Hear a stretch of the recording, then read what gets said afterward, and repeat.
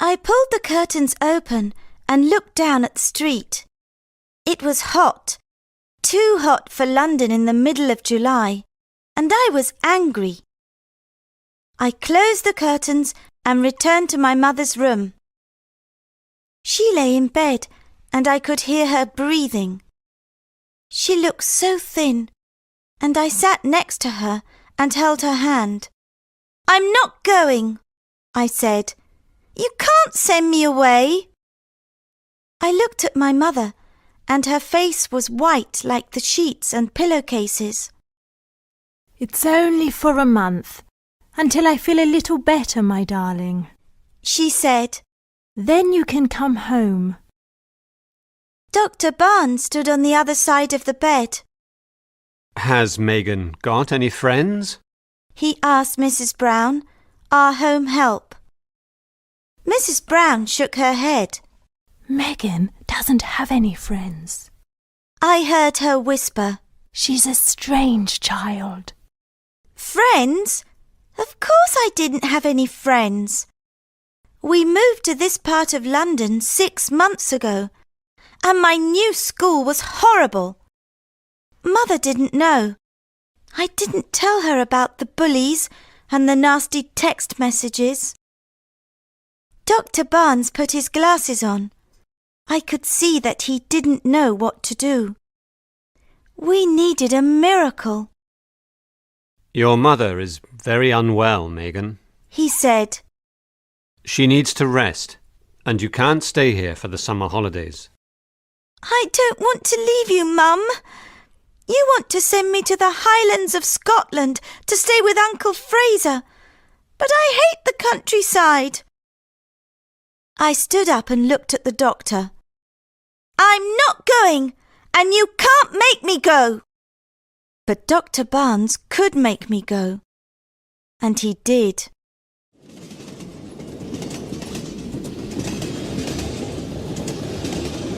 I watched the countryside change through the window of the train as we travelled into Scotland. I could see fields, dry stone walls, and lots of sheep.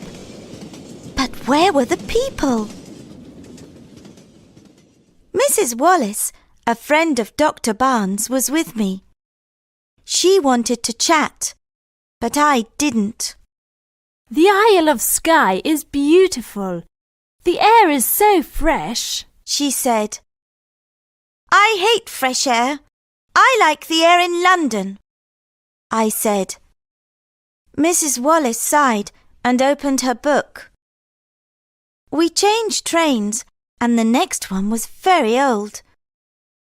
A man sat singing quietly in the corner. He had a long white beard. In another corner, there was a woman with a basket of chickens. I looked at these people. I came from a different world. In my world, there were shops, people, and traffic. We caught the ferry at Malig. The wind blew my long dark hair, and my pale blue eyes searched the island for people. But it looked so quiet. "Cloud Island," said Mrs. Wallace, giving me a sweet. "In the Old Norse language, ski means cloud, and I means island. It's often misty here." I didn't answer. I could only think that I wanted to go home. We got off the ferry at Armadale, and I stood by the sea and waited for my uncle. I felt wrong in my London clothes. I took my mobile phone out of my pocket and called home. Mrs. Brown answered, but Mum was asleep. "Your uncle's here," said Mrs. Wallace. I said goodbye. Megan! A strong voice called. He was a tall man with wavy hair and a big smile. I'm over here. He disappeared behind some trees. Pulling my suitcase, I followed. But my uncle didn't have a car. He was standing next to a beige-coloured pony, and he put my suitcase into a little red trap. The journey was uncomfortable in the pony and trap as we trotted along the narrow roads, but it was fun too. I could see the bay, the seaweed and the rocks, and smell the salty sea. Seagulls flew overhead. I looked at my uncle. He had my mother's smile, but they were very different. He saw me looking at him. So, this is your first visit to Skye, Megan. I'm so pleased you're here. He said. I want to bring Mum next time when she's better, I said. His eyes looked sad. I want her to come here too. And then he took a deep breath, and there was silence. We trotted on through a forest, and then we stopped at a place where the view of the mountains was spectacular. The Coolin Range, said Uncle Fraser. This is the best place to see the mountains.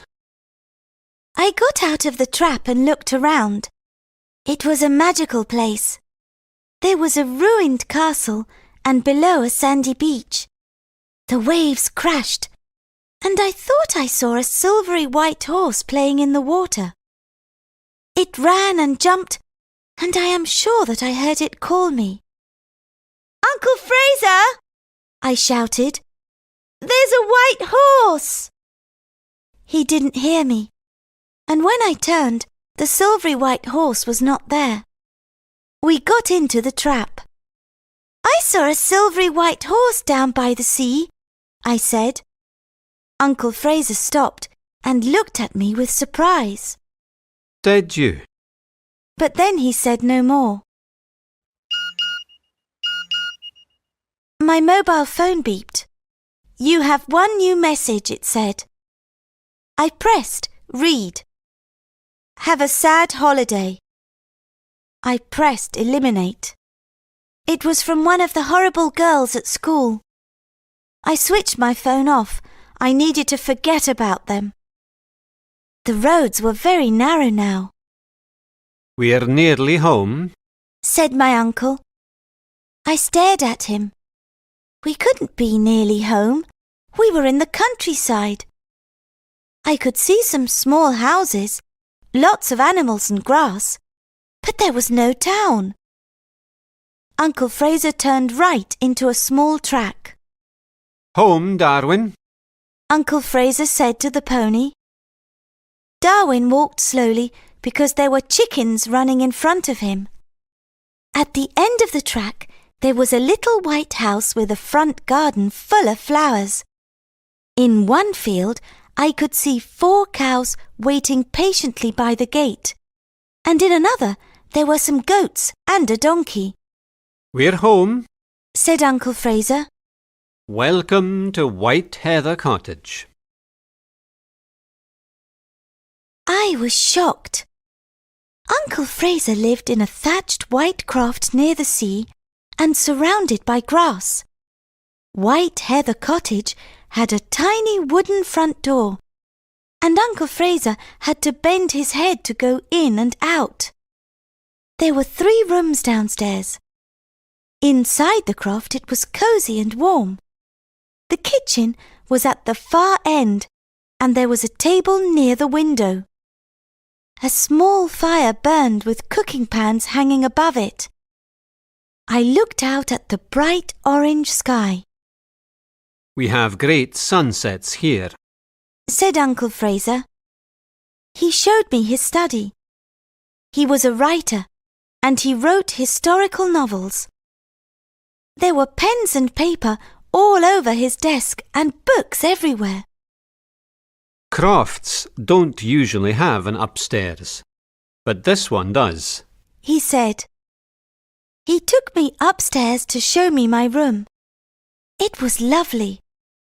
There was a wooden bed and a red rug on the floor.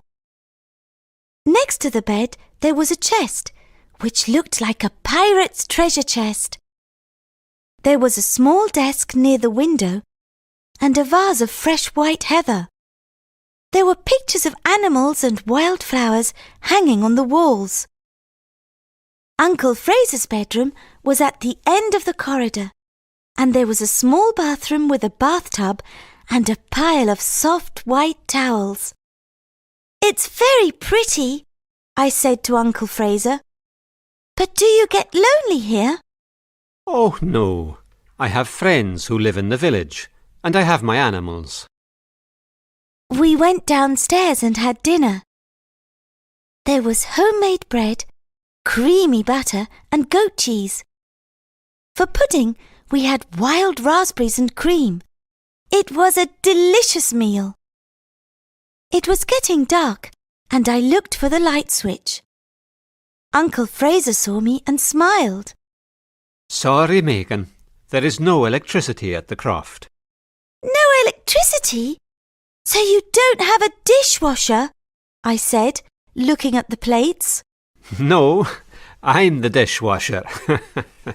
Said my uncle, laughing. "And you probably don't have a computer," I said. No, and I don't have a television. On Sky we create our own entertainment. I play the piano after dinner when friends come round, or I read by the light of candles and oil lamps. There are lots of board games in the corner, so we can play chess, draughts, Monopoly or Scrabble. Piano? Board games? I couldn't believe it. No electricity. I wanted to go home, back to my technological world. So, where is the fridge, Uncle Fraser? I don't need one. There is a cold cellar in this croft, and I grow most of my food. I milk the cows and goats early in the morning, so there is fresh milk every day, and I make my own cheese. I buy meat from the butcher's when I want it. It's a perfect life, Megan. Perfect, I said to myself as I climbed the stairs to bed. I went into my bedroom and put the candle on my desk. I looked out of my window. The moon was bright, and there were so many stars. And standing in the heather stood a silvery white horse. I woke up, but there was something wrong. Then I knew what it was. It was the silence. There was no sound of cars or traffic. Nothing. I opened my window and listened, and then I heard a bird sing and a sheep call under my window. I dressed quickly and went downstairs. A big cat sat in front of the fire. It looked like a tiger with its red, white and grey stripes. My uncle was in the kitchen. Good morning, Megan. Did you sleep well? Yes, I did. I slept very well, I said. And I saw the silvery white horse again, Uncle Fraser, before I went to sleep. My uncle looked surprised, but he said nothing and put 2 bowls on the table. Why do you look surprised, Uncle Fraser, when I tell you about the white horse? Uncle Fraser sat down. There is a legend, Megan, of a silvery white horse. Some people say it is a unicorn. A unicorn? I said. Maybe the horse I saw was a unicorn. It was a long way away, and it was difficult to see. What does the legend say? I don't know. Uncle Fraser put a big bowl of porridge on the table. A shepherd saw the unicorn, but it was 100 years ago now. This was exciting news. Who can tell us about the unicorn? My uncle poured me a glass of fresh milk. Old Mrs. McTaggarty knows the legend. She's the old woman who lives on the other side of the village. We can ask her. Now eat your breakfast, and no more questions. The porridge was delicious, and I ate it with cream and sugar. The cat came and sat next to me. This is Marmaduke. You didn't see him last night, because he likes to catch mice in the barn, said my uncle. Let's go outside, Megan. I have a surprise for you. Uncle Fraser showed me his vegetable garden. There was spinach, carrots, potatoes and leeks, and there were rabbits trying to eat the lettuce. Uncle Fraser chased them away, and they jumped over the dry stone walls. Uncle Fraser had a field of sheep, 4 cows, 3 goats, and a lot of chickens. He showed me how to milk the cows, and it looked easy when he did it. The milk squirted into the bucket, but when I tried, nothing came out. "Oh, Uncle Fraser, I can't do it," I said. The animals don't know you, Megan. Said my uncle. He took my hands. And you need warm hands. Near the croft, there was a small barn and stables. I looked inside the first stable. You met Darwin yesterday. Said my uncle, patting the beige pony's neck. He's my trap pony. In the second stable, there was a cream-coloured pony with black spots. This is Moon. My neighbour's son, Ben, often rides him.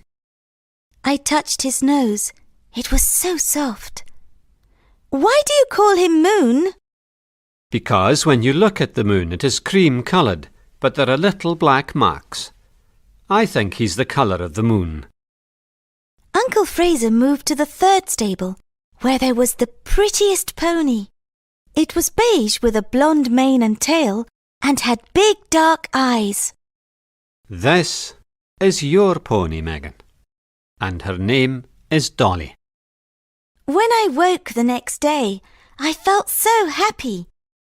I had a pony, a beautiful pony, and I wanted to ride her. Then I thought of Mum. It was fun at the croft, but I missed her. I wrote her a text message. "I'm fine. I've got a pony called Dolly. How are you? Lots and lots of love, Megan." I pushed send and waited. I'm not too bad, my darling. How lovely. A pony. Lots of love, Mum. I typed another message. "Get better quickly. I want to bring you here." A message came back. OK. I could hear voices downstairs. One was Uncle Fraser's, but there was someone with him. I went into the sitting room. A boy stood near the fire. He was about my age, but he was very tall, and he had wavy blonde hair and pale blue eyes. He was wearing jeans and a checked shirt, and he had a box in his hands. Megan, this is Ben, our neighbour. My uncle said. "Hi," I said. Hi, Megan. Ben gave me the box. I found this. He said as he opened it. We can look after it together. Inside the box was a baby otter. It looked at me. It was so sweet. Its name is Idris, Ben said. and I think it's hungry. Uncle Fraser knew what baby otters like for breakfast. He put some homemade bread in a bowl and poured milk on it. Then he added a little fish oil. Idris loved it. He ate it all and then licked the plate. "I think he wants some more," I said. Babies have lots of small meals. My uncle said. He needs a bed. You can find a box and some straw in the barn. So Ben and I made Idris a bed and put it in a corner of the sitting room near the fire. We introduced him to Marmaduke, who was not very pleased to see another animal in the house. Then, after lunch, my uncle appeared with the pony and trap. Come on, you two. We have to buy Megan some riding trousers, boots and a jacket. We are in the Highlands of Scotland, and sometimes mists come down, and it can get very cold. We drove into Portree, the main town on Skye. Portree in Gaelic means King's Port. said Ben. We went to the harbour and watched the boats. In Wentworth Street, my uncle bought the clothes I needed. Then we went to the post office, and I sent Mum a postcard with a Highland cow on it. Ben had dinner with us in the croft, and after dinner, Uncle Fraser played the piano. We sang hymns and old songs. Then we all sang the Sky Boat Song. Speed, bonny boat, like a bird on the wing, onward the sailors cry. Carry the lad that's born to be king, over the sea to sky. Idris and Marmaduke thought we were very strange. Ben came to the croft the next morning. He gave me a riding lesson, and then we decided to take Idris out for a walk and pick wild raspberries for tea. Don't forget your jacket. Said Uncle Fraser. The weather looks uncertain. And don't go far. Okay, we both said. Idris was happy to go out with us. He ran and jumped among the wild flowers, and when we reached the small loch, he swam. Otters are playful animals, and Idris made a mud chute. He was very happy because now he could slide into the water. Ben and I sat in the warm sunshine and watched him. Why did Uncle Fraser tell me to bring a jacket? I said to Ben. The weather's hot. Ben smiled. The weather's warm now, but it can change very quickly. We decided to pick some raspberries. There were some growing near a small wood, and we picked lots. Then we saw blackcurrants, so we went into the wood and Idris followed us. The blackcurrants were big and delicious. Did I tell you I saw a unicorn? I said to Ben as we walked along a little path. Ben laughed. Unicorns don't exist. That's what I thought, but Uncle Fraser said that a shepherd saw one here 100 years ago. There's a legend, he says, but we need to speak to old Mrs. McTaggarty. Ben turned and looked at me. You want to speak to Dolores McTaggarty? Do you know who she is? No, I said, eating some more blackcurrants. We went down another path. Some folks say she is a witch. She lives in the Black House. It's the croft on the headland down by the beach. She doesn't come to the village very often. Mr. Mackey, who owns the grocers in the village, takes her food. Why do the villagers think she's a witch? I asked. Because the wild animals come to her. Eagles fly down and sit on her hand. The red deer come to her door for food, and so do the seals. That doesn't mean that she is a witch, I said. Well, you can't go to her house alone. I'll come with you. Ben said, and then stopped and looked up at the sky. A cold wind blew, and the blue sky was now grey. We must go back, said Ben, and he put Idris in his pocket. We turned round, but the mist came down. The white mist swirled all around, and we couldn't see the path in front of us. We were lost. Walk slowly and hold my hand, said Ben. It was very cold, and soon our hair was wet. Thank goodness I had my jacket. Ben had a small torch and whistle tied on his jacket, but we were far from any houses and crofts. No one heard our calls. We walked on until suddenly there was a noise. It came from behind a tall tree. What was that? Cried Ben, shining his torch. but I knew. Just in front of us, in the circle of torchlight, stood the silvery white unicorn. It bowed its head and looked at me with its dark eyes. It called softly. "It's the unicorn," I said to Ben. "It wants to show us the way home. But then you don't believe in unicorns."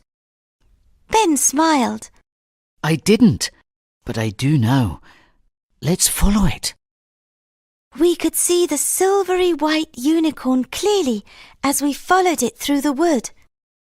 Slowly and patiently, it led us across the fields to White Heather Cottage. The lights were on, and as we walked through the gate, the unicorn turned and looked at me. Then it galloped away across the heather. Uncle Fraser opened the door. His face was pale. Thank goodness you're home. Dolores McTaggarty lived in the Black House, where the sea crashed and the seagulls flew. It was a wild place. No one went there, not even the fishermen. Uncle Fraser wanted to come with us, but we were determined to do this alone. He drove us to the grassy path which led to her croft. Take her some raspberry jam. Said Uncle Fraser. Tell her it's from me. Ben and I followed the path to her gate. But when we knocked on the front door, no one answered. "Let's go round to the back," I said. Ben wasn't so sure. She may cast a spell, he said, but he came with me. The back of the house was beautiful. There was some grass, then black rocks, and then the white sandy beach. An old lady stood by the rocks, a shawl about her head. She was surrounded by animals. Red rowan deer ate bread from her hands. Birds flew near her, and seal pups sat on the rocks calling to her with their husky voices. Near the grass, I saw puffins chattering to each other and red squirrels eating nuts. The old woman spoke to us. Stand quite still. Now move forward slowly. We did as she asked. That's right. Now come here, laddie. Ben moved to her right-hand side. She caught a young eagle in her hand and she put it on his arm. The bird looked at him. Talk to him, laddie. Tell him how beautiful he is. Said Dolores McTaggarty. Now you, lassie. She said to me. I moved to her left side. You can give the deer some bread. The deer were not afraid because the old woman was there. They took the bread from my hand. That's all for today, Dolores McTaggarty said to the animals. The eagle flew into the air. The deer went off across the field and the seals returned to the sea. Mrs. McTaggarty looked at us. Let's go in and have a nice cup of hot chocolate. The Black House was dark and oppressive from the outside, but inside it was light and cosy. Mrs. McTaggarty, here is some raspberry jam for you, I said, giving her the jar. It's from my Uncle Fraser. Dolores McTaggarty thanked me for the jam, but as she took it, she looked into my eyes. Oh, she said. The tea leaves. The tea leaves said a girl will come. She took my hand and we sat down. It's her eyes, she said to Ben. This girl's got magic in her eyes. Has she? Said Ben. We came to speak to you about the unicorn. Dolores McTaggarty stared at us. So, it's true, she whispered. Kendra, the last unicorn is back. The seals told me he was here. Mrs. McTaggarty, I said. The unicorn helped us the other day when the mist came down. It led us back to the house. Uncle Fraser said that you know the legend. Oh, yes, I know the legend. It's your magic eyes that woke Kendra from his sleep, and now he wants to help. The legend says that Kendra will come back when he is really needed. You need him, lassie, don't you? I nodded. Yes, I said softly. Touch the unicorn and you can have whatever wish your heart desires. Dolores McTaggarty took us to the door, and she brushed my face with her hand. Go, lassie, and find Kendra. There's a full moon tonight, and the weather's warm. Let's have a barbecue on the beach, said Uncle Fraser. That's a great idea, I said. We can collect wood and build a fire. I've got potatoes and hamburgers. I went to the butcher's in Portree this morning. Uncle Fraser said as he went down into the cellar. I sent Mum a text message. How are you? I love you, Megan. I waited, but she didn't reply, so I phoned. Mrs. Brown answered the phone. Her voice was sad. The doctor's here, Megan. Your mum's not well at all. I'll ring you later. I bit my lip, but the tears still fell, and I went outside to talk to Dolly. I put my face in her mane until I felt better. Kendra, where are you? I said to the wind. Before the sun set, Ben, Uncle Fraser and I carried our baskets of food to the beach. We collected firewood and soon we had a big fire. The flames jumped and we had a wonderful barbecue. The moon came out full and bright and we sang round the fire. Uncle Fraser wore his kilt. He brought his bagpipes and his accordion and played us some bagpipe music first. He was really good. Then Uncle Fraser played his accordion and Ben showed me some Scottish dancing. It was wonderful and I laughed and clapped my hands. Then we sang all the songs we knew. It was when we started singing the Sky Boat song that I saw something silvery white galloping towards us. Kendra! It's Kendra! I shouted, and I started to run towards the unicorn, my unicorn, the last unicorn. Wait for me! Shouted Ben, but I couldn't hear him. The unicorn was close now. I could see the horn in the middle of its forehead and its silvery mane. And then it stopped and stood quite still. Its dark brown eyes looked into mine, and it made a soft sound.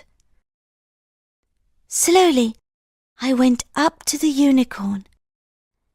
I touched its velvet nose, brushed its neck and its silken mane. Make a wish. Came 1,000 whispers. Make a wish. I thought of the bullies at school. I wanted them to leave me alone, but there was something far more important. I touched the unicorn's horn and made a wish. The moon shone brighter, and suddenly I was alone. Kendra was galloping away, out to sea. The bright sunlight woke me up. It was late and I had slept deeply, and I felt happy, really happy for the first time in a long while.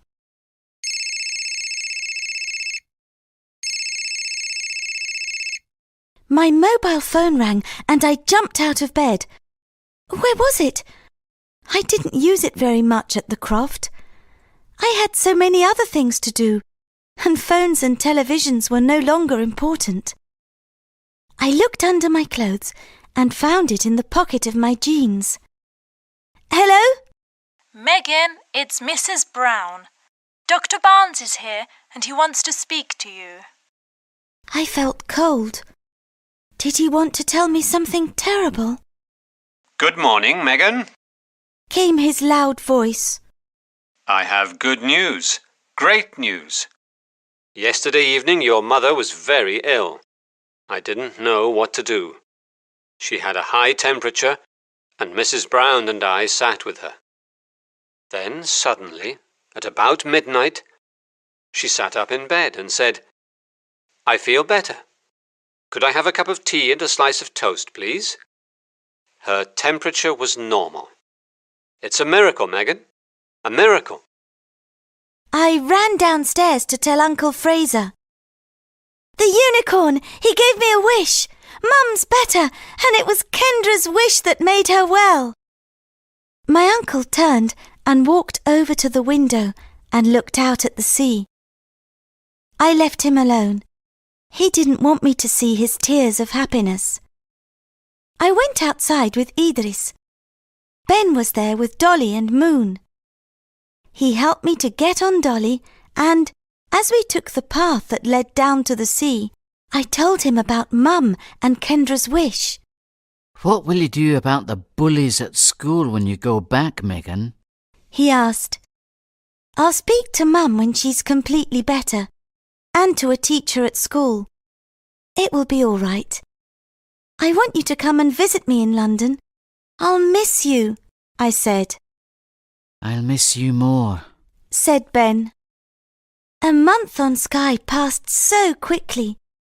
I wanted to see Mum, but I didn't want to leave Ben, Uncle Fraser, the ponies and Idris. Ben and Uncle Fraser looked at each other. It was a secret look. Megan, you can't take Idris or Dolly back home, so we have a present for you, said Uncle Fraser. It's outside in the trap.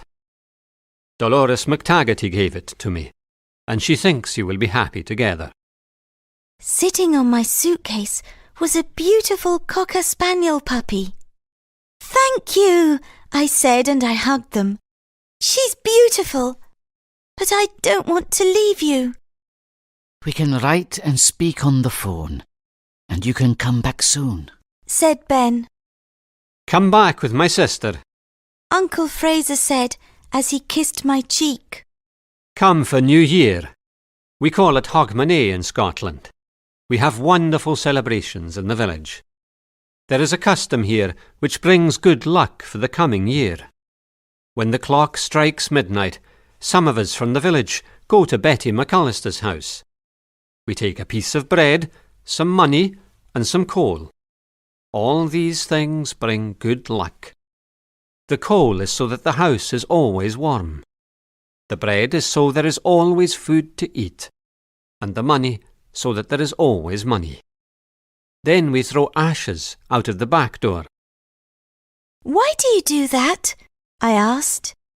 It's the old year leaving, continued Uncle Fraser. Then we have a party, said Ben. My uncle smiled. A fine party, he said. We sing and dance until morning. Do come, Megan. I looked at them. Hogmanay on Skye and Betty McAllister's party, singing songs round the piano with Uncle Fraser, Ben and Mum. I wanted this more than anything else in the world. Yes, I said, and I hugged my uncle again. Then it was time to go. We rode in the trap to Armadale, and when we passed the ruined castle, I thought I saw a silvery white horse arching its neck and galloping in the waves. Goodbye, Kendra, I whispered, and on the salty air there came a cry as the little white horse called out to me. Of course, we knew this was not goodbye.